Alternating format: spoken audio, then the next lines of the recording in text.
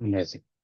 हाँ तो दोस्तों, हम लोग अपने एक जनरल सेशन के लिए मिले हैं। लास्ट वीक हम कंडक्ट नहीं कर पाए थे, तो मैंने सोचा इस वीक कंडक्ट कर लेते हैं। अगर आप लोगों के कोई भी डाउट्स होंगे, कोई भी क्वेश्चंस होंगे और कुछ भी दिक्कत परेशानी आप लोगों को आ रही होगी, तो आप लोग शेयर कर पाओगे। इससे पहले भी जब भी हम लोगों ने स्पेशल सेशन कंडक्ट किया, कुछ ना कुछ इंपॉर्टेंट क्वेश्चंस निकल के आए, कुछ अच्छा डिस्कशन हुआ। उम्मीद रही होगी कि आप लोगों को मजा आया होगा और कुछ एक क्लैरिटी मिली होगी कुछ किसी किसी चीजों के बारे में। क्योंकि एक पर्टिकुलर डायरेक्शन रखना, चाहे वो अपनी प्रिपरेशन की बात हो, चाहे ये पीरियड ही ऐसा है ना कि यहाँ पर मेहनत तो हम सभी लोग कर रहे हैं, और मेहनत करके करे बिना क्या होता है ये सब हमको पता है। ये सारी बातें हम लोग समझते हैं, और हम सभी लोग चाहते हैं कि हमारा एक अच्छा करियर बने, एक अच्छी लाइफ बने। But at the same time ये एक ऐसा भी टाइम है जो सबसे ज्यादा कंफ्यूजिंग होता है, सबसे ज्यादा भटका देता है, कई बार हम लोगों को थोड़ा सा ज्यादा मायूस भी कर देता है, क्योंकि एस्पिरेशंस बहुत ज्यादा होती हैं। तो that is the only objective कि अगर आपका कोई भी ऐसा क्वेश्चन हो जो आपको परेशान कर रहा हो, देखो अगर आप लोग बिल्कुल सही रास्ते पे चल रहे हो, सही रास्ते का मतलब है कि आप अच्छा मेहनत कर रहे हो, टारगेटेड फील कर रहे हो, धीरे धीरे कदम आगे बढ़ रहे हैं और लग रहा है कि सब कुछ ठीक है, तो कोई दिक्कत तो आप खुद ही समझ पा रहे हो कि सब चंगा है, सब बढ़िया है, कोई टेंशन नहीं है। बट ऐसा हमेशा नहीं होता है। हमारे सफर में काफी सारी दिक्कतें परेशानी आती रहती हैं, और ऐसा भी होता है कि एक सेकंड हम लोग बिल्कुल ठीक फील कर रहे हैं और दूसरे सेकंड थोड़ा सा चैलेंजिंग फील कर रहे होते हैं।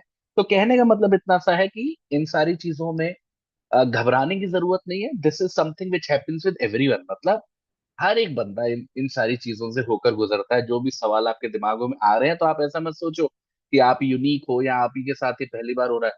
ये मान के चलो कि लगभग हर दूसरा बच्चा जो आपकी पोजीशन में है, वो भी इसी चीज से गुजर रहा है। क्योंकि इनसिक्योरिटी इतनी ज्यादा है ना कि प्रेशर है, बहुत ज्यादा प्रेशर है कि करियर बनाना है, कल को पैसे कैसे कमाएंगे, लाइफ अच्छी लीड करनी है, फैमिली की एक्सपेक्टेशंस है। तो ये बहुत कॉमन है कि हम लोग कहीं ना कहीं आके फंस जाते हैं। ठीक है, तो उसी ऑब्जेक्टिव के साथ, उसी पर्पस के साथ आज के भी हम लोग जनरल सेशन को कंडक्ट करेंगे। पॉइंट वही है, अगर कोई भी दिक्कत है दिल खोल के शेयर करो, मैं अपनी तरफ से पूरी कोशिश करूंगा कि आप लोगों को कोई इंसाइट दे पाऊं, शायद वो आपके लिए हेल्पफुल साबित हो जाए। और एक और चीज है जिसको हम लोगों को समझना चाहिए। देखो, ऐसा जरूरी नहीं है कि कोई सॉल्यूशन सबके लिए एक जैसा हो या सबके लिए इक्वली काम करे। That is also a point जो हम लोगों को समझना चाहिए। सबसे पहले तो कौन सा सॉल्यूशन हमारे लिए ज्यादा अप्रोप्रिएट है, वो हमारे नेचर पे ही डिपेंड करता है।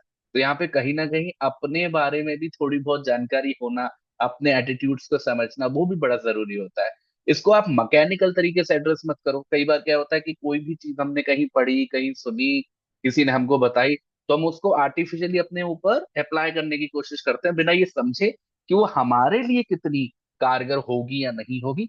तो दैट इज ऑल्सो पॉइंट जिस पे आप हमेशा ध्यान दो कि आप अपने आप को देखते हुए, अपना अभी तक का एक्सपीरियंस को फील करते हुए, जो भी आपकी एस्पिरेशन है फ्यूचर को, उनको देखते हुए आपके लिए क्या सही सॉल्यूशन होगा, वो भी समझना बहुत जरूरी है। ठीक है, तो इसी पॉइंट के साथ आज के सेशन को शुरू करते हैं। कोशिश करेंगे कि ब्रीफ रखें, बाकी देखो आप लोगों की मर्जी है, जैसा आप चाहोगे वैसा हो जाएगा। पूरी तरह से आप ही लोगों का सेशन है आज का, तो मुझे बताइएगा। बस एक पॉइंट की कोशिश करेंगे कि किसी सब्जेक्ट के कंटेंट में नहीं जाएंगे। सब्जेक्ट से रिलेटेड क्वेश्चन है, दैट इज फाइन, पर कंटेंट में नहीं जाएंगे, कुछ पढ़ने पढ़ाने की बात नहीं करेंगे, क्योंकि ऑलरेडी हम लोग पूरा वीक करके बैठे हुए हैं। ठीक है, चल अब मैं आप लोगों को परमिशन दे रहा हूँ अनम्यूट करने की। आपका कोई भी क्वेश्चन हो तो आप मेरे से पूछ लेना, और अदरवाइज आप चैट बॉक्स में भी पूछ सकते हो अगर आपको दिक्कत है कोई। वैसे अगर वॉइस के माध्यम से पूछोगे इट वुड बी बेटर। ठीक है, ज्यादा अच्छे से समझ में आ जाता है कि क्या कहना चाह रहा है। हाँ जी, क्या क्वेश्चन है किसी का भी पूछ सकते हैं।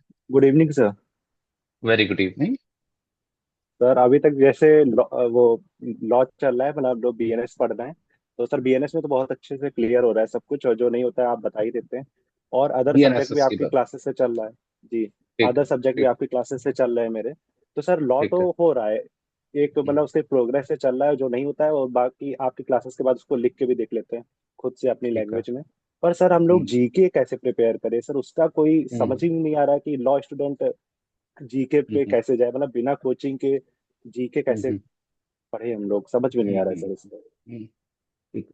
और ये जीके का जो क्वेश्चन है, ये उन स्टेट्स में ज्यादा इंपॉर्टेंट है जहाँ पे अच्छे खासे सवाल पूछे यस जाते हैं, सर, जैसे हम यूपी से हैं सर, तो हाँ। उसके लिए। हम्म। तो देखो, जीके का बहुत प्यारा सॉल्यूशन है, और बहुत सिंपल सॉल्यूशन है इनफैक्ट। देखो, एक बार को समझो, जीके ना एक ऐसी चीज है जिसमें आप पूरी तरीके से 100% तो प्रिपरेशन कर ही नहीं सकते, पॉसिबल ही नहीं है। ठीक है। तो यहाँ पे आप ये तो बिल्कुल मत सोचना कि मैं बहुत ज्यादा जीके पढ़ूंगा, मतलब उस डेप्थ में जाने की कोशिश करूंगा जिसमें शायद यूपीएससी के स्टूडेंट्स जाते हैं, क्योंकि वो पॉसिबल भी नहीं है और इतना टाइम वेस्ट करना जस्टिफाइड भी नहीं होगा, ये पहले। तो आप ये मान के चलिए कि जीके आप ज्यादा से ज्यादा कोशिश करो कि 80% तक तैयार हो जाए। 80% तक तैयार होने का मतलब क्या है कि अगर 100 क्वेश्चन आ रहे हैं एग्जाम में जीके के, तो कम से कम मैं 80 उसमें से कर पाऊं। That should be the target. ये पहला पॉइंट। अब दूसरा, इसमें टाइम कॉन्स्टेंट बहुत इंपॉर्टेंट है। कई बार मैंने देखा है कि बच्चे जो सबसे बड़ी गलती करते हैं, फंडामेंटल मिस्टेक करते हैं, वो ये करते हैं कि जीके के सब्जेक्ट्स को उतनी इंपॉर्टेंस देने लग जाते हैं जितने कि लॉ सब्जेक्ट इंपॉर्टेंट। क्योंकि जैसे फॉर एग्जाम्पल मैं सीआरपीसी पढ़ रहा हूँ, मैं आईपीसी पढ़ रहा हूँ, उतनी इंपॉर्टेंस अगर मैं ज्योग्राफी को देने लगूँ, उतनी इंपॉर्टेंस मैं इकोनॉमिक्स को देने लगूंगा, तो मेरा बर्बाद होना पक्का है। बिल्कुल पक्का है, 100% पक्का है। क्यों है? क्योंकि ज्योग्राफी या इकोनॉमिक्स अगर मैं डेप्थ में जाके पढ़ने लगूंगा, तो मैं उनको कितना भी टाइम दे दूं वो पर्याप्त नहीं है। वो अपने आप में एक इंडिपेंडेंट सब्जेक्ट है, अपने आप में एक इंडिपेंडेंट स्ट्रीम है। तो फॉर एग्जाम्पल, जैसे मुझे इकोनॉमिक्स पढ़ना बहुत पसंद, अगर मैं इकोनॉमिक्स पढ़ने ही बैठ गया, तो वो तो लॉ के टक्कर की है, वो सीआरपीसी के टक्कर की चीज नहीं है। Law combined is equal to economics. तो हमको कभी भी बहुत ज्यादा डिटेल में नहीं जाना। हमको क्या करना है? Shortcut, smart shortcut. और स्मार्ट शॉर्टकट क्या है जीके के संबंध में? देखो, सबसे बढ़िया है, एक किताब पकड़ो जिसमें जीके का कंटेंट हो, लिमिटेड कंटेंट हो, और एक किताब पकड़ो जिसमें जीके के एमसीक्यू। जैसे फॉर एग्जाम्पल लूसेंट कंपनी की जीके की किताब भी आती है येलो कलर की, जिसमें कंटेंट होता है। कंटेंट का मतलब जिसमें बता रखी है चीज। जीके की ही, लूसेंट की ही एमसीक्यू की भी बुक आती है। तो आप ऐसा कुछ कर सकते हो जिसमें आप बाय एंड बाय, जैसे फॉर एग्जाम्पल लूसेंट से अगर मैं हिस्ट्री पढ़ रहा हूँ अपनी कंटेंट वाली किताब से, और साथ के साथ रोज के रोज 50 या 100 एमसीक्यू लगाता हुआ चल रहा हूँ, और रोज के लिए मैंने फिक्स कर दिया है कि 2 घंटा में अगर दूंगा, तो ये सबसे बढ़िया स्ट्रैटेजी। अगर आप 2 घंटा रोज दे रहे हो, तो ये मान के चलो 4 से 5 महीने में आपकी पूरी लूसेंट, कंटेंट वाली भी और एमसीक्यू वाली भी फिनिश हो जाएगी। अब आप उसी पे स्टिक रहो, और उसी को कम से कम कोशिश करो जब तक एग्जाम आ रहा है, जितनी ज्यादा बार रिवाइज हो जाए, 4 बार हो जाए, 5 बार हो जाए। इससे क्या सुनिश्चित हो जाएगा कि जीके में जो सवाल आने वाले हैं, उसमें से लगभग लगभग सारे, तो मैं नहीं कह रहा, अभी भी कुछ छूटेंगे जो लूसेंट में कवर नहीं हो पाएंगे, छूटेंगे, पक्का छूटेंगे, पर लगभग लगभग 70-80% आपका कंटेंट कवर हो जाए, विच इज द गुड। तो हमें उस पर फोकस। ठीक है। और लूसेंटो में केवल आपको एक एग्जांपल दे रहा हूँ, ऐसे कई सारे सोर्सेज हैं जो बहुत ऑथेंटिक है। जैसे घटना चक्र एक सोर्स है जो हिंदी के बच्चों के लिए बहुत अच्छा होता है। पर हाँ, ये दोनों का बैलेंस बना के रखना। कंटेंट भी एक किताब होनी चाहिए और एमसीक्यू की भी एक किताब होनी चाहिए। केवल एमसीक्यू से भी नहीं बनेगा, केवल कंटेंट से भी नहीं बनेगा। ठीक है। Okay sir, thank you sir. और सर, और- ये जो आजकल डिसीजन बेस्ड क्वेश्चन आने लगे हैं पीसीएसजे में, इनको सर हम्म। कैसे हैंडल करें? मतलब हाई कोर्ट तो हर टाइम पे निकालता ही रहता है डिसीजन, और सुप्रीम हम्म। कोर्ट के जैसे हम लोग देख भी सकते हैं, जैसे कोई हम्म। लैंडमार्क जजमेंट आया। सर, ये हाई कोर्ट के जजमेंट्स को कैसे मैनेज करें? तो बहुत आते हैं, हर रोज आते हैं। बिल्कुल बिल्कुल। देखो, वही है, कोई भी अगर सोर्स है जो ओपन है, उसमें तो कोई लिमिट आप लगा ही नहीं। जैसे यूपीएससी में करंट का पेपर है, ठीक है। अब करंट इतना बड़ा है, रोज अखबार आता है 15 पन्नों का, आप क्या क्या पढ़ोगे, कितना पढ़ोगे? तो जब भी कोई ऐसा रिसोर्स होता है जिसको हम चाह के भी पूरा तो कंप्लीट कर ही नहीं सकते, तो हम अपने आप को लिमिट करते हैं ऐसे सोर्सेस पर जहाँ पे कोशिश वही रहे, जैसा मैंने आपको जीके बताया, कि ज्यादा से ज्यादा हम लोग कवर कर सके। अब देखो, लीगल करंट की अगर हम लोग बात करें, मतलब केस लॉज वगैरह की बात करें, तो बहुत सिंपल। बहुत सिंपल क्या है? सुप्रीम कोर्ट के जजमेंट्स तो आप फॉलो करते ही चलो, सुप्रीम कोर्ट के जजमेंट्स को आप मत छोड़ो। हाई कोर्ट की जहां तक बात रही, हाई कोर्ट का अगर कोई जजमेंट बहुत इंपॉर्टेंट है, तो आप जब उसको पढ़ रहे होगे तो ही पता चल जाएगा। मतलब कहने का मतलब है, कोई भी एक पर्टिकुलर रिसोर्स को फॉलो कर। अब देखो, कुछ रिसोर्सेज हैं जो बहुत ज्यादा बड़ी हैं, जैसे लाइव लॉ फॉर एग्जाम्पल, या फिर बार एंड बेंच ले लो। अगर आप लाइव लॉ और बार एंड बेंच को फॉलो करोगे अपने एग्जाम के लिए, तो उसमें सबसे बड़ी चैलेंज ये है कि उसमें तो हर 2 मिनट में, हर 3 मिनट में कोई ना कोई न्यूज आ जाती है, कोई नया केस आ जाता है, क्योंकि उनको तो अपनी वेबसाइट चलानी है और उनकी काम है कि वो ज्यादा से ज्यादा कंटेंट आप तक पहुंचाएं। पर हमारे लिए पॉसिबल नहीं है कि वो सबका सब हम लोग याद रख पाए। इसलिए आप कई बार देखोगे, आप अगर किसी अपने स्टेशनरी वाले को अप्रोच करो, तो वहां पे आपको कुछ मैगजीन मिल सकती हैं जो शायद कोई पर्टिकुलर कोचिंग सेंटर निकाल रहा हो, मैं किसी कोचिंग सेंटर का नाम नहीं लूंगा, पर काफी अच्छी मैगजीन्स कुछ कोचिंग सेंटर्स हैं जो निकालते हैं। वहां पे आपको लिमिटेड कंटेंट मिल जाएगा। मतलब जैसे फॉर एग्जांपल आपने एक महीने की मैगजीन खरीदी है, तो मान के चलो 80-90 पन्ने की है, जिसमें ज्यादा से ज्यादा 30 से 40 केसेस हैं। तो सुप्रीम कोर्ट के सारे पकड़ लो, हाई कोर्ट के जो आपको ठीक लगता है उसको पकड़ लो। तो कहने का मतलब है 12 महीने हो गए, तो 12 महीने की 12 मैगजीन हो गई। तो 40 × 12 कर लो, तो 400-500 पन्ने में आपका काम बन जाए। तो instead of relying on live log पूरी तरीके से, या फिर बार एंड बेंच वगैरह, कुछ ऐसा फिक्स्ड कंटेंट हो जो लिमिटेड हो, पहले से किसी ने क्यूरेट करके रखा हो, तो आपके लिए आसान हो। ठीक ओके है। Sir, thank you. चलो वही।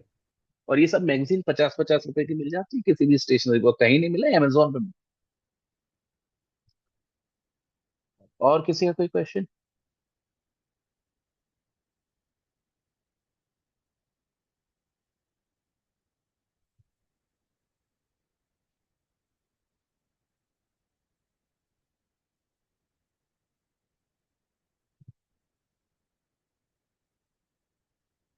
बस, और कोई क्वेश्चन नहीं?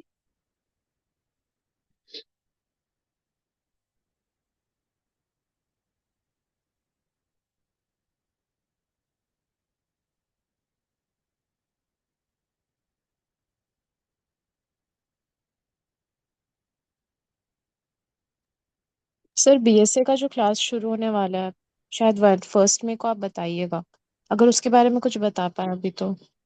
हाँ बताओ क्या कब क्वेश्चन। से स्टार्ट सर, कब से स्टार्ट होगा? और इसी तरह से जैसे बीएनएसएस चल रहा है वैसे ही होगा? देखो उसमें वैसे तो पैटर्न तो यही है।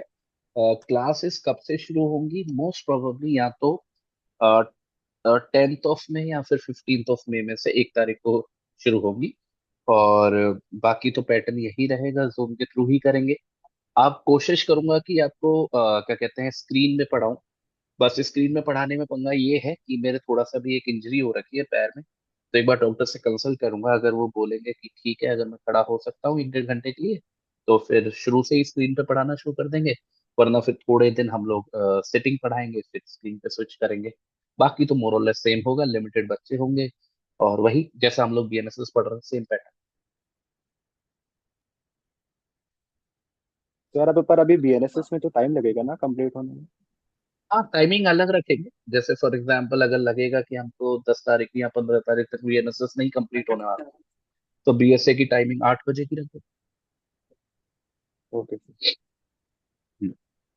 Hello sir. लो बेटा बताओ। सर मैं थर्ड ईयर एलएलबी स्टूडेंट हूँ, इलाहाबाद ठीक है। यूनिवर्सिटी से। सर हम्म। मेरा ये क्वेश्चन है, मैंने जो भी सब्जेक्ट है पीसीएसजे के लिए यूपी में, वो सारे हम्म। मैंने थोड़ा थोड़ा करके सब पढ़े हुए हैं। लेकिन हम्म। सर प्रॉब्लम ये है कि मैं एक साथ, जैसे होता है ना कि दो तीन सब्जेक्ट आप एक साथ पढ़ रहे होते हो, और फिर उसको कंबाइन, मेरा ये है सर कि मैं एक सब्जेक्ट पूरा कंप्लीट करके जब दूसरा उठाती हूँ तो मुझे पहला वाला सारा भूल जाता है। तो हम्म। इस तरीके से मेरे साथ ये प्रॉब्लम है कि मैं कोरिलेट नहीं कर पाती सारी चीजें। हम्म। तो सर मैं इसे कैसे सॉल्व करूँ? देखो ये काफी कॉमन चीज है। जब भी आप कुछ पढ़ोगे, जब पढ़ रहे होगे तो आपको फील होगा कि मेरे को तो सब समझ में आ रहा है, मुझे सब याद है। फिर जब आप कुछ नया उठाओगे तो पहले वाला थोड़ा सा धुंधला हो जाएगा, वो पक्का ही। पर वो एक्चुअली में धुंधला ही होता है। आप ऐसा मत सोचो कि एक बार अगर आपने कुछ पढ़ा है, और पढ़ने का मतलब यहाँ से मेरा कुछ समझा है, तो आप उसको कभी भूल जाओगे। जरूरत बस क्या रहती है, रिवीजन की रहती है। तो हमको ना, जब भी हम लोग पढ़ाई करते हैं और पढ़ाई में बहुत सारे सब्जेक्ट होते हैं, तो हमको एक पैटर्न बनाना होता है। हमारा जो टाइम टेबल होता है ना डे का, वो कुछ इस तरीके से बनता है।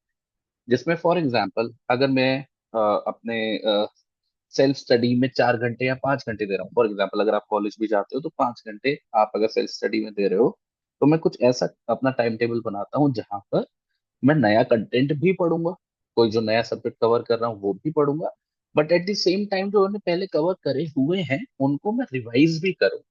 तो 1 घंटा कम से कम, अगर 5 घंटे हम लोग पढ़ रहे हैं, तो 1 घंटा कम से कम आई वुड डिवोट कि जो हमारे पुराने प्रीवियस सब्जेक्ट्स हैं जो हम पढ़ चुके हैं, उनको रिवाइज करते हुए चले। ये तो यूनिवर्सल बात, यूनिवर्सल बात।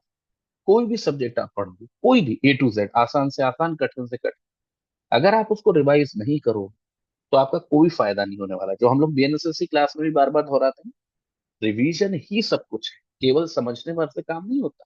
रिवीजन बहुत इंपॉर्टेंट होता है और वो कंटिन्यूअस होना चाहिए। एक सब्जेक्ट का रिवीजन पूरा हो गया, फिर दूसरे का शुरू, दूसरे का शुरू, तो एक साइकिल चलती रहती है। नया पढ़ रहे हैं उसकी भी एक साइकिल चल रही है, रिवीजन जो कर रहे हैं उसकी भी एक साइकिल चल रही है। अब आते हैं इंटर रिलेशन। अब देखो, इंटर रिलेशन जो सब्जेक्ट्स के बीच में होता है, तो लोगों ने बड़ा हवा बना दिया। और इस चीज को इस तरीके से रिप्रेजेंट किया जाता है कि जैसे आप अगर कोई कोर्स नहीं खरीदोगे या फिर फॉर एग्जाम्पल किसी बैच का पार्ट नहीं बनोगे, तो आप इंटर रिलेशन नहीं सीख पाओगे। बिल्कुल बेवकूफी भरी की बात है। बहुत ही लिमिटेड कॉन्टेक्स्ट होता है कि सब्जेक्ट्स के बीच में आपस में इंटर रिलेशन। ठीक है, और कैसे सब्जेक्ट्स में इंटर रिलेशन होता है? जैसे सीपीसी का इंटर रिलेशन थोड़ा बहुत आप कर लोगे ट्रांसफर ऑफ प्रॉपर्टी एक्ट से, थोड़ा बहुत कर लोगे कॉन्ट्रैक्ट एक्ट से, थोड़ा बहुत इंटर रिलेशन हो जाएगा इनके बीच में, डीएनएस बीएनएसएस बीएसए के बीच में। उससे ज्यादा इंटर रिलेशन नहीं होता है। ठीक है, तो आप बहुत ज्यादा इंटर रिलेशन के पीछे मत पड़ो। अगर आपने इंडिविजुअली सब्जेक्ट्स अच्छे पढ़े हैं, उनको बार बार रिवाइज किया है, अच्छी अंडरस्टैंडिंग डेवलप हो गई है, तो आप एग्जाम में उससे रिलेटेड आंसर दे पाओ। That should be the concept. आपको देखो, कंफ्यूज आपको बहुत सारे लोग करेंगे और ऐसी चीजें आपके सामने बोलेंगे, ऐसा कंटेंट आपके सामने प्रेजेंट करेंगे कि आपका अपने ऊपर से कॉन्फिडेंस हिलेगा। आपको ऐसा लगेगा कि मुझे कुछ कम आता है या मुझे कुछ कम पता है। ये असल में एक होड़ है, एक रेस है बच्चों को एहसास दिलाने की कि वो खुद से तैयारी कर नहीं सकते, इसलिए उनको ये सब में इन्वॉल्व होना पड़ेगा। तो ये जितने भी लीगल करंट की बढ़िया बढ़िया चीजें या फिर जीके से रिलेटेड ऐसी ऐसी बातें, वो सब केवल बच्चों को डराने के लिए हैं, जिससे कि वो अपना कॉन्फिडेंस खोएं और किसी ना किसी कोचिंग को ज्वाइन करें या किसी बैच को परचेज करें। तो आप कभी अपने ऊपर कॉन्फिडेंस मत खो। इंडिविजुअली सब्जेक्ट्स को स्ट्रांग बना के रखो और जो भी बेसिक नीड्स है उनको पूरा करते चलो। असली जो टेस्ट होगा वो तब होगा जब आप मेंस में, अगर मेंस में कोई क्वेश्चन आया है और आपने उसका अच्छा आंसर दिया है, उसके बियॉन्ड कुछ मैटर नहीं। सच्ची में कुछ मैटर नहीं करता, आप बड़े से बड़े कोचिंग चले जाओ, आप बिल्कुल घर पे बैठ के पढ़े हो, कुछ इन दी एंड व्हाट काउंट्स इट्स कि मेंस में आपने आंसर में क्या लिखा, दैट मीन्स। ठीक है, तो आप बिल्कुल ये सब बातों में उलझा मत करो, अपनी सब्जेक्ट्स को स्ट्रांग बनाओ, अपनी अंडरस्टैंडिंग को स्ट्रांग करो, रिवाइजन रिवीजन करो कंटिन्यूस, और एक टारगेट को लेके चलो। दिमाग में पता होना चाहिए कि कौन से महीने में मैं क्या कर रहा हूँ, कितने महीने में मुझे क्या चीज कवर करनी है, और उसको हमेशा फॉलो। ऐसा हमेशा नहीं हो पाएगा, कभी कभी आप पीछे छूट जाओगे, कभी कुछ हो जाएगा, कभी शादी हो जाएगी, कभी बीमार हो जाओगे, हजारों चीज होंगी, बट ट्रैक पे वापस आओ एंड कंटिन्यू विद दैट। थोड़ा सा बोरिंग हो जाता है, जैसे फॉर एग्जाम्पल कोई भी सब्जेक्ट है, अब हमने उसे एक बार पढ़ लिया, दो तीन बार रिवाइज भी कर लिया, अब उसको जब चौथी बार रिवाइज करोगे तो आपको मौत आएगी उसको पढ़ने में लिटरली, क्योंकि इतना बोरिंग लगेगा कि यार समझ में आ गया, मैं क्यों पढ़ रहा हूँ बार बार। पर फिर भी पढ़ना, क्योंकि वो जो लेवल है, जिस लेवल का हमें मेंस में आंसर लिखना है, उसके लिए हमारे लिए टिप्स पे होनी चाहिए चीज। हमारे पास दिमाग नहीं होता कि हम पक्का देख के याद कर रहे हैं यहाँ पे मुझे क्या लिखना है। वो एकदम आना चाहिए, थॉट में प्रवाह होना चाहिए, प्रोसेस बहुत जल्दी होना। तो वो तभी होगा जब आप बारंबार बारंबार बारंबार रिवाइज करोगे। तो कभी शर्माओ मत रिवाइज करने से, और कभी शर्माओ मत सवाल पूछने से, अगर कहीं पे भी कोई अंडरस्टैंडिंग में कमी आ रही है। ठीक है। सर मैंने आपको 2-3 बार आंसर लिख के सेंड किया था सर, उसमें आप प्लीज मुझे बता सकते हैं मैं क्या इम्प्रूव करूँ? देखो, आंसर में जितने भी आंसर मैं देखता हूँ, मेरे को एक ही कमी लगती है, वो है एक्सप्रेशन की कमी। और वो एक्सप्रेशन की कमी आप एकदम से दूर नहीं कर पाओ। देखो, एक बात को समझ, सब बच्चे एक ही चीज पढ़ रहे हैं। ठीक है, जैसे हम लोग भी एनएसएस पढ़ रहे हैं, तो हमारे पास भी वही बेयर एक्ट है। दुनिया के कोने में दूसरी जगह कोई भी जुडिशरी की तैयारी कर रहा है, वो भी वही बेयर एक्ट पढ़ रहा है। तो आप ये तो कभी समझो ही मत कि कंटेंट अलग होने वाला है, कंटेंट सबका सेम होने वाला है। तो जो भी बच्चे सीरियस हैं और पढ़ के आए हैं और मेंस में पहुंचे हैं, तो ऑब्वियसली बात है पढ़ के आए हैं, प्रीलिम्स होने के लिए कर लिए। प्रीलिम्स में आपको काफी बेवकूफ मिल सकते हैं जो टाइम पास करने आए हो, पर मेंस में आपको टाइम पास वाले नहीं मिलेंगे। तो मेंस अगर कोई बच्चा दे रहा है, दैट मीन्स उसने पढ़ा। और मेंस में जो भी सवाल आ रहे हैं, जो भी बच्चे उसके आंसर लिख रहे हैं, आप ये मान के चलो कंटेंट तो 90 to 100% सेम होने वाला। तो it is not the difference of the content जो आपका सिलेक्शन या दूसरे का नहीं सिलेक्शन डिसाइड करे। इट इज ऑलवेज कि वो जो आपका कंटेंट है, जो आप पढ़ के आए हो, जो आपको पता है, जो बाकियों को भी, आप उसको रिप्रेजेंट कैसे कर रहे हो, आप उसको लिख कैसे रहे हो। और उसकी कोई डेफिनेशन नहीं है, कोई आपको बता नहीं सकता कि यही एक इकलौता तरीका है। ये कुछ ऐसा है कि मेरे को कोई डांस परफॉर्मेंस कह देनी है, और मेरे को कौन सा डांस पसंद आ जाएगा मुझे खुद नहीं पता। वो तो जब मैं डांस देखने बैठूंगा और चार लोगों का डांस आपस में कंपेयर करूंगा, तब मुझे रियलाइज होगा कि इस बच्चे ने अच्छा किया, इस बच्चे ने खराब। कोई डेफिनेशन नहीं है कि ये वाले स्टेप करूंगा तो मेरा डांस अच्छा ही हो। That is what is important, कि जब भी हम कोई भी आंसर लिखें या फिर आंसर राइटिंग की प्रैक्टिस करें, always try to be better than yourself. जो आपने लास्ट आंसर लिखा उससे और बेहतर लिखने की कोशिश, धीरे धीरे कदम आगे बढ़ाते चलो। एक समय ऐसा आएगा कि आपका एक्सप्रेशन बहुत ज्यादा स्ट्रांग हो जाएगा, जो अपने आप आपको कुछ करना ही पड़ेगा, अपने आप स्टैंड आउट करना पड़ेगा, करने लगेगा। तो टीचर जब 50 कॉपी चेक करेगा तो आपकी कॉपी उसे अलग से दिखाई देगी। इसलिए नहीं कि आपने कुछ बहुत महान बातें लिखी, इसलिए क्योंकि आपने जिस तरीके से उस आंसर को लिखा है, जिस तरीके से उस आर्गुमेंट को पेश किया है, वो उसको अट्रैक्ट करेगा और वो आपको मार्क्स दे के आएगा, 20 में से 18, 20 में से 19, 20 में से 17, जो सिलेक्शन का आधार बनते हैं। तो करते चलो, सोचो मत। ठीक है, सोचो मत, क्वांटिटी पे ध्यान दो, अभी क्वालिटी पे बन। क्वांटिटी को फॉलो करोगे, क्वालिटी अपने आप आने लगेगी। पर आज सोचोगे कि मैं एकदम लिख दूं परफेक्ट आंसर आज बैठ के यहाँ पे, नहीं। सिंपल सी बात है, प्रैक्टिस धीरे धीरे आएगी। ठीक है। सर एक तो ऐसे ही क्वेश्चन है जनरल लाइफ से, क्या नहीं यार। पूछो। हाँ, कुछ भी पूछो यार। सर मैंने टारगेट बनाया हुआ है कि मैं 5 घंटे अपना डिवोट करूंगी जे के लिए। लेकिन सर क्या हम्म, हो रहा है, 1-2 हफ्ते से मैं कर नहीं पा रही, हम्म, जस्ट बिकॉज लोग आ जा रहे हैं या फिर मेरे सेमेस्टर के एग्जाम्स हैं, वाइवास वगैरह, इसकी हम्म, वजह हम्म, से सर मेरा एंगर इतना ज्यादा बढ़ गया है कि इवन मैं गुस्से में रहती हूँ, मुझे समझ में नहीं आता कि मेरे सामने कौन खड़ा है। Hmm, sir I just can't control, और मैं करना चाहती हूँ, ऐसा नहीं है मैं जानबूझ के हम्म, गुस्सा कर हम्म, रही हूँ, बट सर ऐसे हम्म, होता चला जा रहा है मेरे साथ। सर मैं हम्म। क्या करूँ। हाँ, मैं समझ रहा हूँ, और ये काफी कॉमन चीज है। हम जब भी कुछ प्लान करते हैं और जब वो प्लान के अकॉर्डिंग नहीं जा रहा होता है, तो हम पे प्रेशर क्रिएट हो जाता है। तो उससे हमें थोड़ा सा स्ट्रेस होने लगता है, गुस्सा आने लगती है, चीजें फेंकने का मन करना पड़ लगता है, किसी को पीट देने का मन करता है ना, किसी को सुना देने का, किसी की बेइज्जती करने का। तो ठीक है, नॉर्मल है। मैं बस एक ही बात बोलूंगा कि एक तो प्लान्स बनाओ, प्लान्स एग्जीक्यूट होने चाहिए, नो डाउट। पर भगवान बनने की कोशिश मत करो। होता है कभी कभी ऐसा, भगवान भी आपको टेस्ट कर रहा होता है कि अच्छा ज्यादा सीरियस होकर दिखा रहा है, देखते हैं चलो। थोड़े से लिबरल रहो, अगर कभी हो रहा है टाइम खराब, कोई बात, हो जाने, मैं कवर कर लूँ, कोई दिक्कत नहीं, कुछ दिन की बात है, सेमेस्टर एग्जाम है, हो जाने दो। चलो आज कोई आ गया, कोई बात नहीं, चलो। तो थोड़ा सा तो लिबरल रहो अपने साथ।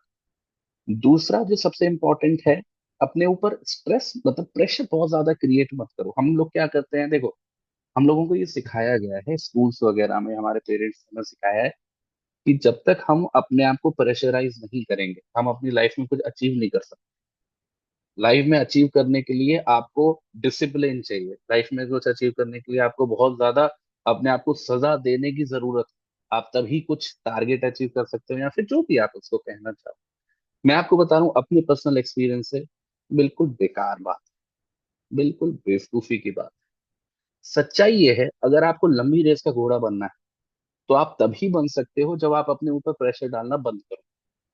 क्योंकि जितना ज्यादा प्रेशर डालोगे, आप तेज तो दौड़ोगे, मैं ये नहीं कह रहा आप तेज नहीं दौड़ोगे, बहुत तेज दौड़ोगे, रिजल्ट्स भी आएंगे, बट आप लंबी रेस के घोड़े नहीं हो। आप 1 साल बाद हार जाओगे, 2 साल बाद हार जाओगे। पर आप ये सोच रहे हो कि मैं लाइफ लॉन्ग वो कमिटमेंट दिखाऊं, या तब तक दिखाऊं जब तक मेरा ड्रीम पूरा ना हो। वो तभी हो सकता है जब आप अपने साथ लिबरल रहोगे, अपने दिमाग को स्पेस दोगे। ठीक है। तो बहुत ज्यादा अनरीजनेबल टारगेट भी मत सेट करा करो अपने लिए एकदम से, कि जिंदगी कई बार क्या होता है, जैसे एक बच्चा है, जिंदगी भर वो सीरियस नहीं हुआ, कभी बहुत ज्यादा पढ़ा नहीं, एकदम से क्या है, उसके पापा ने उसे भर दिया, आसपास के लोगों ने उसे भर दिया, तो एक दिन में चाहता है कि मैं एकदम बन जाऊं सबसे ज्यादा पढ़ने वाला बच्चा। अब वो सीधा टाइम टेबल बनाता है अपने लिए 12 घंटे बाद। ऐसा नहीं होता। आपको, अगर आपने कभी 1 घंटे से ज्यादा नहीं पढ़ा दिन में, तो 12 घंटे पहुंचने में आपको 6 महीने लग जाएंगे, टू बी वेरी फ्रेंक। अगर आप चाहते हो कि दिमागी हालत आपकी खराब ना हो और आपकी पढ़ाई चलती रहे, यही रीजन है कि हम देखते हैं कि इतने बच्चे तैयारी में आते हैं। मैं आपको डेटा बता रहा हूँ, प्योर डेटा बता रहा हूँ। हम तो, ये क्या है, 2,000 रुपये फीस लेना, this is nothing. Study IQ में जब मैं था, तो कितना, 25, 26, 30 हजार तक की फीस थी ऑन एन एवरेज। ये मान के चलो कि कोई भी पर्टिकुलर बैच जब लॉन्च होता था तो उसमें मानो फॉर एग्जाम्पल मानो 200 बच्चे नए आए, ठीक है। वो 200 बच्चे आए जिन्होंने अपने 30-30 हजार रुपए फीस दी। हम लोग पढ़ाना शुरू करते थे, और ज्यादातर क्या होता था कि शुरू का जो पहला या दूसरा सब्जेक्ट होता था वो मुझे मिलता। मैं खुद अपनी आंखों से नोटिस करता था कि by the end of a week और टू, मतलब मात्र 7 या 14 दिनों के अंदर जो जनता होती थी वो आधी रह जाती, लिटरली आधी। मतलब अगर 200 बच्चे हैं तो 2 हफ्ते बाद जब मैं क्लास ले रहा हूँ तो 100 बच्चे से ज्यादा बच्चा नहीं है। और वो बाकी के जो 100 बच्चे हैं, उन्हें अगर हम लोग कॉल भी करें वो इंटरेस्टेड नहीं है, क्योंकि उन्होंने अपने आप को इतना खपा दिया 7 दिनों के अंदर कि उन्हें समझ में आ गया कि उनके बस की बात नहीं है। तो हमेशा तभी बोलते हैं ना कि बेबी स्टेप्स लेने चाहिए, धीरे धीरे धीरे धीरे, बड़ा लिबरल रहना होता है अपने से। कभी कोई चीज अपने हिसाब से ना हो कोई बात नहीं है, ठीक है। लाइफ बहुत बड़ी है। एक हफ्ता खराब हो गया क्या होता है, एक हफ्ता 2 हफ्ता खराब हो गया क्या होता है, 2 हफ्ता, एक महीना खराब हो गया। इससे तो अच्छा ही है कि मैं फ्रस्ट्रेट होकर से छोड़ दूं कि ये हफ्ते को रिकवर कर लूं मैं अगले हफ्ते में। तो आराम से चलो। इन दी एंड एक कंक्लूजन में आप सभी लोगों को बताऊंगा, कल को आपका सिलेक्शन हो या ना हो, या आप जो चाहते हो वो कर पाओ या ना कर पाओ, उसमें हमेशा अमाउंट ऑफ टाइम मैटर नहीं करेगा कि आप कितने घंटे पढ़ते थे पर डे, वो मैटर नहीं करेगा। मैं आपको बोल, अभी आपको ये बात नहीं समझ में आएगी पर आएगी एक दिन। हमेशा मैटर क्या करता है कि आप जब भी पढ़ने बैठे, चाहे कितने भी समय के लिए, आपने उस दौरान क्या, आपकी क्या स्ट्रैटेजी थी, आपका क्वालिटी ऑफ फोकस क्या था। कई बार क्या होता है कि बच्चे पूरा पूरा दिन लाइब्रेरी में गुजार के आते हैं, फिर भी they are not able to कि वो कुछ रिजल्ट अचीव कर पाए, उनका सिलेक्शन हो पाए। क्यों? क्योंकि वो कहने को 8 घंटा दे रहे हैं, 10 घंटा दे रहे हैं, पर उन 8-10 घंटे में वो कर क्या रहे हैं। What is the quality of studies that they are doing. Unnecessary चीजों में समय खराब करना, मोटे मोटे नोट्स बना लेना जिनको कभी जिंदगी में लिख नहीं पाते, ये सब क्या वेस्ट ऑफ टाइम ही है। तो एक सही स्ट्रैटेजी हो, और वो सही स्ट्रैटेजी चलती रहे, उबड़ खाबड़ होगा बीच बीच में पर मोरल लेस चल, वही एक तरीका है जो आपको आगे लेके जाएगा। और जहां तक एक से की बात हुई या ये सब की बात हुई, ज्यादा टेंशन मत लिया करो। अपने दिमाग को समझाया करो कि सब कुछ एज पर प्लान नहीं जाता है, और हमेशा ये बोला करो कि मेरा कोई भी ड्रीम सही, मेरा कोई भी एम सही, मैं चाहती हूँ मैं ये करना, बहुत अच्छी बात, बट अगर नहीं भी हुआ तो क्या, लिटरली कोई फर्क नहीं। अभी फर्क पड़ रहा है, 10 साल बाद नहीं पड़ेगा, और ये सच्चाई है मैं कह रहा हूँ। और ये आपको अपने आप को बार बार कहना, लोग इसके बारे में उल्टी चीज कहेंगे कि वो कहेंगे कि ऐसा नहीं कहना चाहिए, ऐसा नहीं सोचना चाहिए। मैं कहता हूँ आप हमेशा वर्स्ट सोच के चलो। जब आप वर्स्ट सोच के चलते हो तो आपके अंदर से डर निकलता है, वरना वो डर बना रहता है कि मेरा सिलेक्शन नहीं हुआ तो मैं क्या करूंगा। होगा देखी जाएगी, ठीक है। पहले दिन से अपने आप को ये बोलो, हो जाए तो बहुत अच्छा है, अगर सिलेक्शन हो जाए तो बहुत अच्छा है, मैं उसको कम नहीं कह रहा। पर अगर नहीं भी हो तो इतना बोलो, दैट इज ऑल। कुछ ना कुछ तो हो जाएगा, कुछ ना कुछ तो कर लेंगे। तो आपके दिमाग से वो जो प्रेशर है ना कि मेरे को करना ही करना, वो खत्म, ठीक है। Thank you sir. वेलकम। और किसी का कोई क्वेश्चन?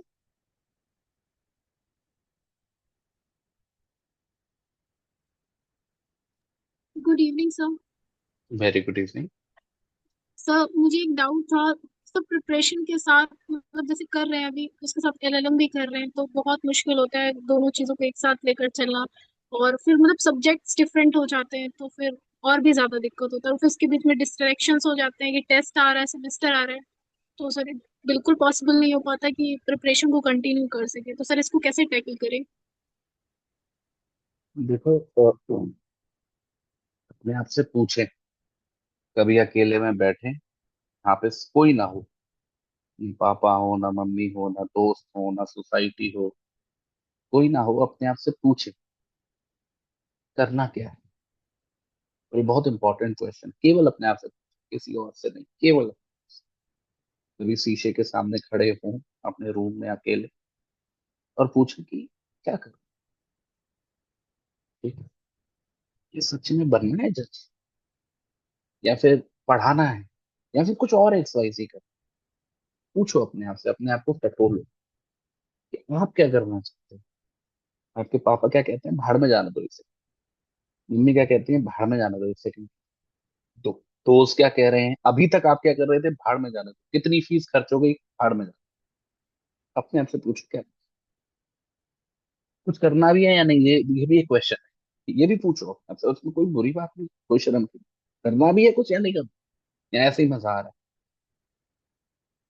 देखो क्या आंसर आ रहा है।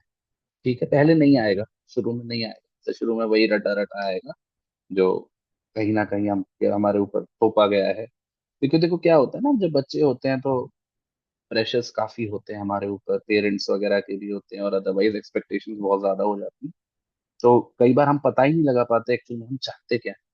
इसलिए ये सारे कंफ्यूजन होते हैं, क्योंकि असल में हम सिक्योरिटी ढूंढ रहे हैं। सिक्योरिटी हमको एलएलएम में दिखती है, हम एलएलएम में एनरोल करा लेते हैं। सिक्योरिटी हमको तैयारी में दिखती है, हम तैयारी करा। सिक्योरिटी हमको क्या कहते हैं, लिटिगेशन में दिखती है, हम लिटिगेशन करने भाग जाते हैं। कभी अपने आप से पूछते ही नहीं कि हम करना चाहते क्या है। तो वहीं पे गलती हो जाती है। ठीक है, तो हमेशा अपने आप से पूछो और देखो क्या आंसर आ रहा है। ठीक है, क्या करने में मन लग रहा है, क्या कर पाओगे। और इसमें ये भी इंपॉर्टेंट है कि आपको क्या लगता है, आपकी कैपेसिटी के हिसाब से आपका जो टैलेंट है वो बेस्ट सूटेड कहाँ पर होगा, उसके हिसाब से कॉल लो। जैसे अगर आपके दिमाग में आ रहा है कि भाई मेरे को तैयारी करनी है फॉर द टाइम, ठीक, तो फिर तैयारी ही करो। ठीक है, अब ये जो एलएलएम वगैरह है, कोशिश करो कि ना ही पढ़ो पहले उन सब के चक्कर में, और अगर पढ़ गए हो कैसे न कैसे पास हो, बस पासिंग मार्क्स लाने की कोशिश करो।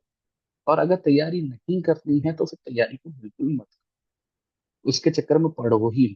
ठीक है, फिर फोकस करो कि मैं अपना एलएलएम अच्छे से कर, अच्छे से परफॉर्म कर लूँ, रिसर्च आर्टिकल वगैरह पब्लिश कर लूँ, कल को यूजीसी नेट जेआरएफ वगैरह क्रैक कर लूँ, और पढ़ाने में लग जाओ।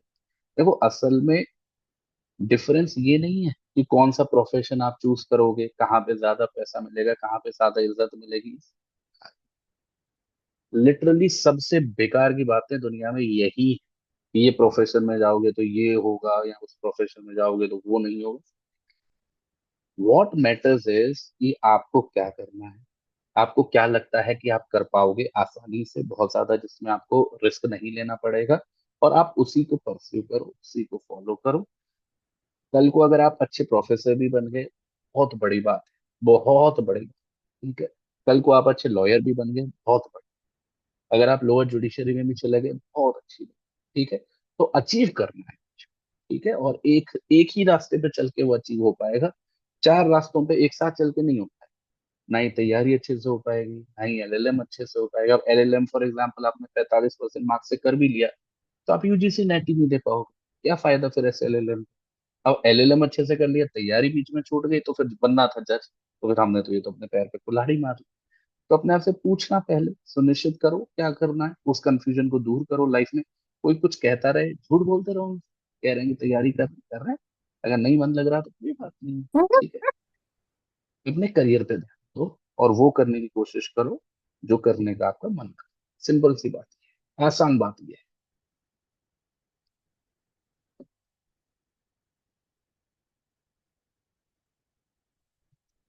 ठीक।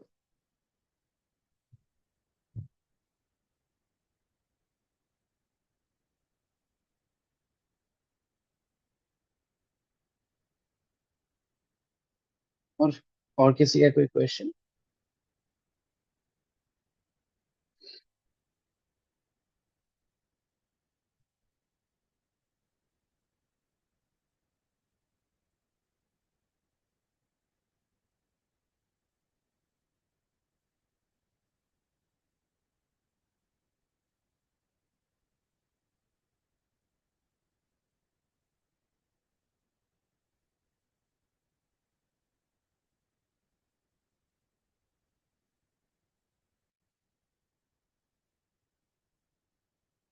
बस हो गया।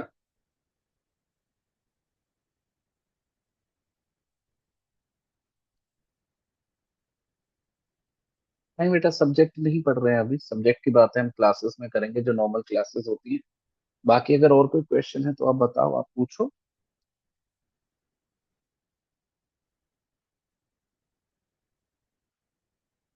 बच्चे काफी परेशान रहते हैं, पीरियड होता ही ऐसा, ये पीरियड ही ऐसा है तो, मतलब मुझे नहीं लगता कि कोई भी बच्चा ऐसा होगा, खासकर जो लॉ कर रहा है, वो जो सारे इन सारे चैलेंजेस से नहीं गुजर, सब गुजर। सभी गुजर, मैं भी गुजरा हूँ, मेरे सारे दोस्त गुजरे हैं। जैसे मैं आपको बताऊं, जब मैं एलएलबी के फाइनल ईयर में था, तो मैं पढ़ाई में ठीक था, ठीक ठाक पढ़ लेता था। पर मैं कभी डिसाइड ही नहीं कर पा रहा था कि मैं करूँ क्या। ठीक है, क्योंकि क्या होता है कि लॉ में अगर आप पढ़ने में अच्छे हो तो एक ही ऑप्शन दिखाई देता है कि तैयारी कर लो और तैयारी में चले जाओ। और मैं ठीक ठाक फैमिली से था, तो ऐसी भी प्रॉब्लम नहीं है कि कोचिंग सेंटर ज्वाइन कर लो तो उसमें दिक्कत आएगी या पैसे नहीं, ऐसा कोई टेंशन नहीं था। बट फिर भी बड़ा जरूरी होता है अपने आप से पूछना कि आपको क्या करना है, और उस हिसाब से अपने अप्रोप्रिएट कदम उठाओ, क्योंकि हमें नहीं पता भगवान ने क्या प्लान करता है हमारे लिए। कई बार ऐसा होता है कि हम थोड़ा अलग रास्ता अपनाते हैं जो शायद हमारे इंटरेस्ट का हो, तो हम बहुत अच्छा कर जाते हैं। अदरवाइज प्रेशर में आके हम वो चीज कर भी नहीं पाते जो हमसे सोसाइटी, हमारे पेरेंट्स चाहते हैं, और एंड में हमारे हाथ में क्या लगता है, कुछ नहीं। ऐसे बहुत बच्चे ऐसे रहे, ठीक है, जिनको मतलब बहुत लंबे समय तक डिसाइड ही नहीं हो पाया कि करना क्या है। तो वो ना ही कुछ और कर पाए कि एकेडमिकली स्ट्रांग हो जाए, ना कभी यूपीएससी का पेपर देते रहे, कभी एसएससी का पेपर देते रहे, कभी जुडिशरी का पेपर देते रहे। और मैंने नोटिस किया ज्यादातर केसेस में कहीं नहीं हुआ। और ये सच है, जब आप एक तरफ फोकस नहीं होते, जब आपको पता ही नहीं होता आप क्या कर रहे हो, तो आप केवल अंधेरे में तीर चला रहे होते, लग गया तो लग गया, नहीं लगा तो बड़ा बुरा। ठीक है, तो ये मत करो, अपना एक टारगेट बनाओ, अपना एक प्लान बनाओ, उस हिसाब से चलने की कोशिश करो। वो बैकअप ऑप्शन बना रहे हो वो ठीक है, पर फिर वो बैकअप बैकअप जैसा लगना चाहिए। ऐसा बैकअप ऑप्शन ना बना दो जैसे जो आपका मेन टारगेट है वही किसी काम का ना रहे। ये भी बड़ी गड़बड़ हो जाती है कि कई बार बच्चे एलएलएम में एनरोल कराते हैं as a backup option create करने के लिए, पर एलएलएम में इतना खो जाते हैं कि तैयारी बंद हो जाती है। तो ये सब सोच समझ के करना पड़ता है, ठीक है। तो बस बहुत ज्यादा अपने लिए कठिन मत करो चीजों को, क्योंकि कॉलेज लाइफ भी एंजॉय करनी है, अपनी लाइफ भी एंजॉय करनी है। रास्ता वैसे बड़ा सिंपल सा है, हम उसको बहुत कॉम्प्लिकेट कर लेते हैं ज्यादा सोच सोच के। ये सब ओवर थिंकिंग का नतीजा है और कुछ। सिंपल सा फंडा ये है कि अगर आप तैयारी कर भी रहे हो ना, तो 1-2 साल लग के करो तैयारी। फिर पूछो मत, फिर सोचो मत। लॉ पूरी हो जाए तो फिर उसके बाद 2 साल लग के तैयारी करो, मेहनत करो, सोचो मत। अगर 2-3 साल में रिजल्ट नहीं आ रहा है तो फिर उसको छोड़ने में भी मत। बच्चा फंसता वो है जो अटका रहेगा। अब आपका 2 साल 3 साल नहीं हुआ, बट आप अटके हुए हो, और आपका कोई इतना बहुत सीरियस ड्रीम नहीं है, छोड़ो, बेटर है छोड़ो।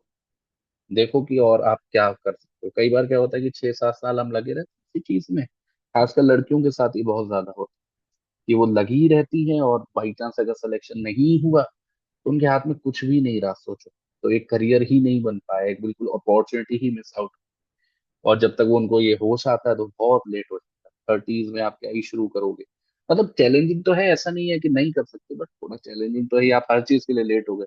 अब कल को आप किसी भी जॉब में जाओगे तो आपसे छोटे लोग आपकी सीनियर पोजीशन पे होंगे, तो दिक्कत तो आती ही है। तो क्लियर रहो अपने माइंड में हमेशा कि क्या करना है। शुरू से जितना शुरू से क्लियर हो रह जाओगे उतना बढ़िया हो जाएगा। आसान कुछ भी नहीं, बिल्कुल भी नहीं आसान करना। ये तो मैं बताऊं आपको, एकेडमिक्स के बारे में भी बड़ी भ्रांति है कि आसान है करना। मैं आपको खुद अपने पर्सनल एक्सपीरियंस से बता रहा हूँ, एकेडमिक्स में भी सरवाइव करना बहुत मुश्किल, बहुत ज्यादा मुश्किल है। इतना आपके ऊपर प्रेशर होता है कि आपको रिसर्च पेपर्स पब्लिश करने हैं, आपको क्या कहते हैं, हजारों चीजें, अपना स्कोर मेंटेन करना है। ये मान के चलो जिंदगी भर आपको पढ़ना, कम से कम जज बनने के लिए तो आपको 2-3 साल पढ़ना है। फिर तो मतलब वो वाला है ना कि पेज जो आया एक ही जैसा रिपीटेड काम हो जाता है। बट एकेडमिक्स में अगर आप सीरियस एकेडमिक्स फॉलो कर रहे हो तो आधी जिंदगी तो आपकी पीएचडी में ही निकल जाएगी, पीएचडी करने में ही हालत खराब हो जाती है। उसके बाद फिर रिसर्च पेपर्स वगैरह बहुत डिफिकल्ट, बहुत डिफिकल्ट है। ज्यादातर ऐसी चीजें जो आपके कंट्रोल में नहीं। अब मैंने तो लिख दिया रिसर्च पेपर, बहुत अच्छा लग दिया, मुझे लग रहा है बहुत अच्छा लिख दिया, बट अगर उसको कोई पब्लिश करके नहीं दे रहा, आप क्या करें। तो आप पागल हो जाते हो। आपको परस्यू करना है, आपको फॉलो करना है। जैसे पीएचडी के साथ होता है, पीएचडी में मैंने लिख दिया जो मुझे, अब मेरे सुपरवाइजर को नहीं पसंद आ रहा, आप क्या करें। और पीएचडी आप जितनी अच्छी जगह से करोगे उतनी ज्यादा ऑथेंटिक है, पर जितनी अच्छी जगह से करोगे उतना मुश्किल है उसको पूरा करना। तो काफी चैलेंजेस आते हैं एकेडमिक्स में, बहुत चैलेंजेस आते हैं। तो आप उसको भी तैयारी के साथ कर नहीं सकते सही से, उसको भी फिर आपको पूरी तरीके से डिवोट होना ही है। पर हाँ, अदरवाइज ठीक, अगर आप कहीं पे भी फिक्स हो जाओ तो बहुत अच्छा है। आपकी शुरुआत शायद अव्वल हो 50 60 70 80 हज़ार से शुरुआत हो, but over a period of time 3 4 5 साल में, मतलब जब तक आपकी शादी वादी का टाइम आता है, आप अच्छा 1 लाख 1.5 लाख रुपए कमाने लगते हो, ठीक है। लाइफ अपनी अच्छे से गुजर जाती है, आराम से गुजर जाती है। फिक्स टाइम होती है, वर्किंग का फिक्स टाइम होता है, कोई टेंशन नहीं है, आप 4 साढ़े 4 5 बजे तक फ्री हो जाते हो, ठीक है। आप अपना बैलेंस मेंटेन कर सकते हो, ठीक है। तो बहुत ज्यादा कॉम्प्लिकेट मत करो कि मैं ये भी करूं मैं वो भी करूं, सोच लो क्या करना है और उसी एक डायरेक्शन में परस्यू करो। पापा मम्मी का कुछ नहीं होता, वो धीरे धीरे मान ही जाते हैं जब उन्हें लगता है ना कि कुछ आ रहा है। बाप पेरेंट्स का सबसे ज्यादा डर होता है कि ऐसा ना हो कि कुछ हो ही ना, वो सबसे ज्यादा खतरनाक है। और ऐसा होता है कई बार जब हम कंफ्यूज रह जाते हैं, तो उनको बस विश्वास दिलाओ कि मैं ये करने की सोच रहा हूँ और मैं ये कर लूंगा, और उनको रिजल्ट ला के दो, कोई दिक्कत नहीं, कोई पेरेंट ऑब्जेक्ट नहीं कर, ठीक है। चलें फिर कंक्लूड करें आज के सेशन। और तो किसी को कुछ नहीं पूछना है?